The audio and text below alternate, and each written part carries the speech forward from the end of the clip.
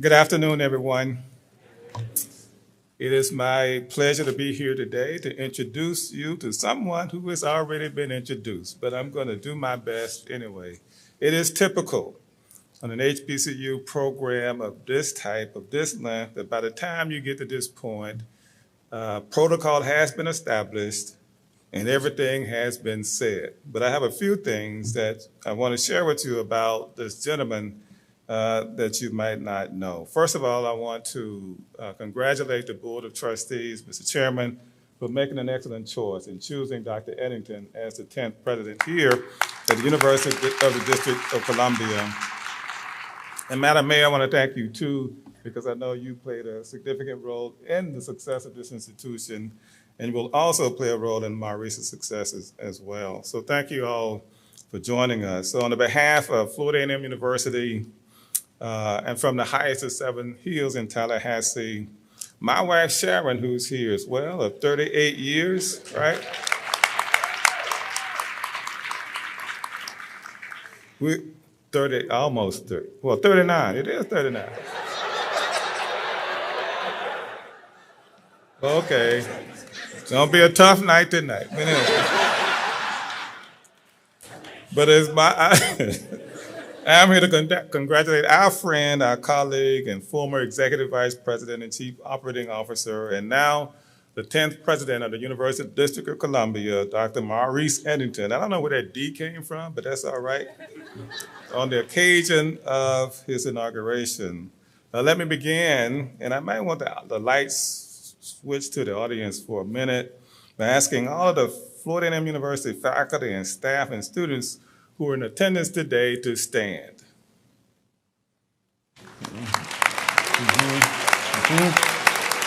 See?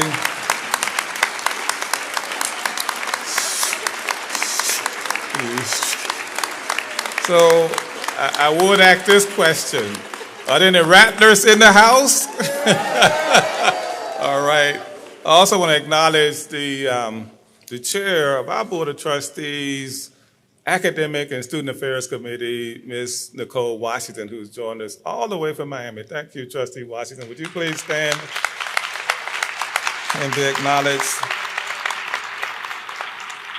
So that's really the major part of my message to you this morning, the UDC community, about this individual you have selected as your 10th president. These people who came all the way from Tallahassee and places afar are here because of their tremendous respect, admiration, and indeed love for Dr. Edington.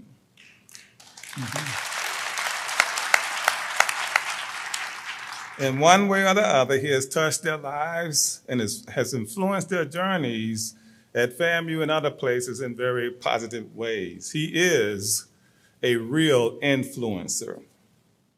Many times at Florida A&M University, there would be members of my senior leadership team, and by the way, about 80% of them are here today. We could hold a meeting, but we won't. They would come to me about something they were very passionate about, some very, very important issue in the university or in our community, of course. And when we agreed, things were just fine. When we didn't, I would ask them to have a conversation with Dr. Edington about that matter and arrange to talk with me later. And of course, I would give Dr. Edington, the Dr. Edington, I don't know how to put that D in there, about the matter and tell him what my feelings were. Well, invariably, except for the case of Dr. Shante Friday-Stroud, the person in question would come back to me after speaking for hours sometimes with Dr. Edington about the matter, return to me dazed, confused, and would state whatever it was that they thought they wanted or needed was the worst idea they have ever had. We often refer to this as being Maurice. Telling you, y'all gonna learn. He is a great listener, but an even greater influencer in the classic sense of the term. Then there is his intellectual brilliance. You've heard a little bit about that. He received his bachelor's degree in chemistry from Fisk University and later a PhD in chemistry from Vanderbilt University, two fine academic institutions indeed. But you already know that it takes a person of exceptional brilliance to excel in chemistry compared to some of those other lesser disciplines like physics and engineering, mathematics, and biology. That's an ongoing joke that we have, but it's true, right?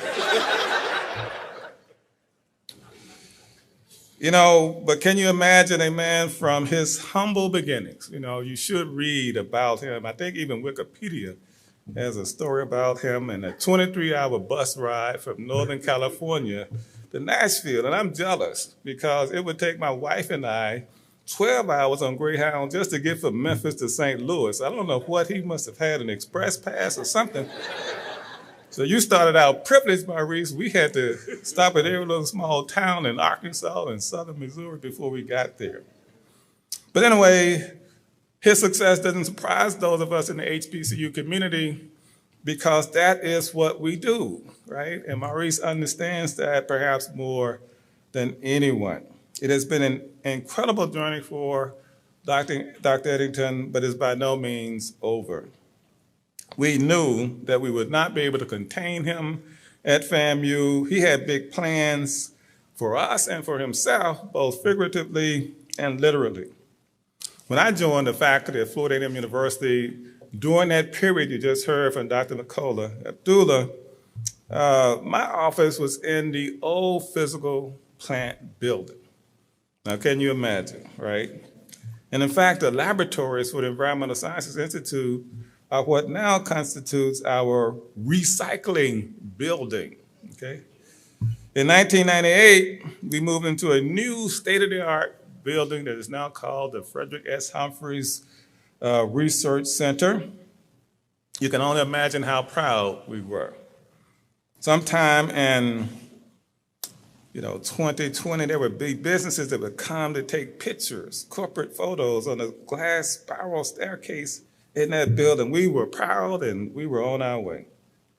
Sometime in 2023, 2024, when I was asked to serve as FAMU's provost the first time, I moved out of that building and into the provost office building, and I was driving along, of all places, Martin Luther King Boulevard, and I was alarmed to see some piece of laboratory equipment protruding through the window of the building, right? Now, this wasn't an ordinary window that you could open. It was like those block those block glass windows, right, that sometimes you see right down the street here, right? So he had to somebody had to destroy those windows in order to get this equipment in. I discovered that it was no one other than the Dr. Maurice Edington. As provost folks, and Maurice was still tenure track, and I was tough on tenure, as Dr. Abdullah can attest as well. Anyway, we won't go into that. But anyway, it almost ended right there for Maurice. It almost ended, but for some reason, I just took it in stride, and I believe that was one of the best decisions I ever made. But he had to pay, right? He had to pay. On one beautiful day, similar to the day you have here in the district this morning, one of our former associate vice president, or provost, Ms. Dr. Gita Pitta, who's right here in the audience. Dr. Pitta, could you wave your hands like you don't care? She brought Maurice to my office to recommend him to attend our regional accreditors meeting. There was a new thing being developed at SACS COC, the Southern Association of Colleges and Schools Commission on Colleges, something called the Quality Enhancement Plan, and it's something we needed to get ready for. And she wanted to send Maurice to do this, right? I paused for a minute and said, you mean the guy that broke the window? That guy? And then I said, well, maybe this is my opportunity for revenge. But folks, once again, it was one of the best decisions I've ever made. Maurice went, learned, and shared, and prepared the university for this new undertaking. We did extremely well. And by the way, he later became our SAC COC institutional liaison and led the university to the best possible outcomes during our decennial reaffirmation in 2018 with no findings and no recommendations. He did that.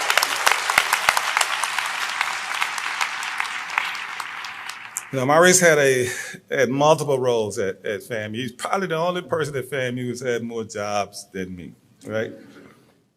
And he's excelled at all of them, and I can't lay claim to that. His assignment included establishing, and these are not just job assignments, these are changing the culture at the university. We wanted to establish a database culture for decision-making at the university. Maurice helped us to do that. He helped improve the standards for research, teaching, and service as the founding dean of the College of Science and Technology and led the university to its highest score ever on the State University System of Florida's performance funding model as provost and vice president for academic affairs. And in case you're imagining, yes, I did hire him for both of those jobs, but I was still trying to get my revenge. What he did most of all that I think helped transform the university was constantly reminding us that student success was our #1 priority, and all else that we do must connect with that fairly transparently, right? We had to make sure that students were at the center of our universe. Maurice served as our first executive vice president and chief operating officer. And yes, I hired him for that too. And he directed our last 2 strategic plans at the university. So folks, y'all are in good hands when it comes to strategic direction, planning, and implementation of the plan itself. In a one-on-one meeting with Maurice about establishing the major goals of our current plan, we called it Boldly Striking, we did not agree totally on one of them. And there was this notion of marching to the top 100 public universities in the U.S. News and World Report's ranking. So like so many before me, I had a conversation with Maurice too that lasted over 2 hours. And I left that meeting dazed and confused. And later announced to the leadership team that, folks, we're gonna march to the top 100. And it's all my idea, right? And folks, seriously, although this is in our plan to get here, I think because of the work of Dr. Edington, we got there a lot quicker than we had imagined ourselves. We're currently ranked number 91 among national public universities in the nation.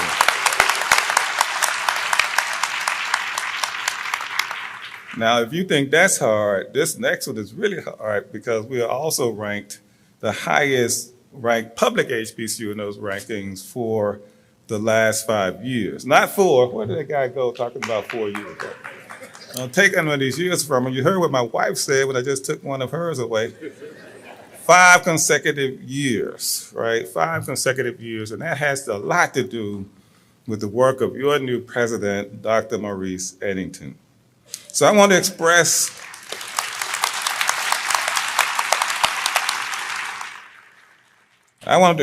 our thanks to our former Chief Operating Officer, Executive Vice President, and now your President for his role of leadership in making so many great things happen at Florida A&M University. We like to say that great things happen at Florida A&M University every day. And throughout his tenure and his leadership roles at FAMU, that certainly was the case. I have witnessed in real time what can be done with vision, purpose, and a plan to get there. President Maurice Edington is a man of vision, purpose, commitment, integrity, and perhaps not least of all, humility. I'm told that a foul bird is a bird that flies around giving hope to those who need it. No one needs that more than our students, their families, and their communities. Dr. Edington will build upon the great legacy of this institution and lead you to places that you have never imagined. He will likely get you there much quicker than you think. So Maurice and First Lady Tanya, we wish you well as you begin your new chapter here at UDC in the nation's capital. What could be a better place for you? But please remember that once a rattler, always a rattler. Ladies and gentlemen, the 10th president of the University of the District of Columbia, Dr. Maurice D. Edington.